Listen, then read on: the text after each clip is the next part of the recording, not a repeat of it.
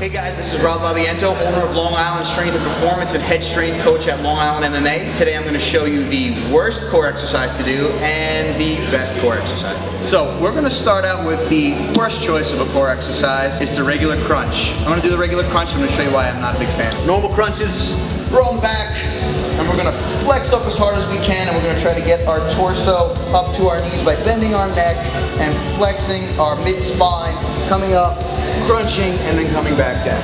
And resetting in. We're going to do this 4 to 5 sets depending on how many times you do it. Usually feet are flat. And I'm going to get as many as I can in, probably 10 to 12. And rest, take a breather, and do it again. Now the reason I don't like that pattern is, look at me right now. I'm sitting down, I'm anteriorly tilted forward, my torso's crunched, I'm flexing my spine, stretching my lower back, and tightening my hips. So, not a fun exercise to do.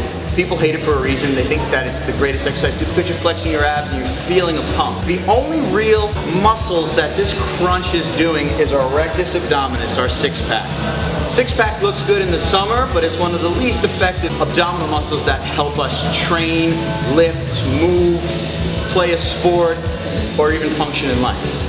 So I limit or negate the traditional crunch, and instead of training that six-pack, I'm going to train my deeper abdominal muscles, my transverse abdominals. Now these muscles are trained in some of the other videos I've done, in the tall posture video, the tall kneeling one. You can see a kind of advanced version of that. Today we're going to go down to the basics, and we're going to train these deep muscles, this deep muscle sheath that kind of wraps around my entire torso and acts as my own weightlifting belt. That's what I want to focus on. I showed you the core exercise for the core, that traditional crunch. We're going to do a plank now. Again, I'm sure you guys have seen a plank before. It's in magazines, pro athletes do it, everyone does it. So I'm going to get into my pillar bridge, push my forearms down, and actively press away from the ground. So I'm really keeping a nice straight bridge, toes tucked to my shins, and I'm not doing this. I'm pressing away and holding that bridge.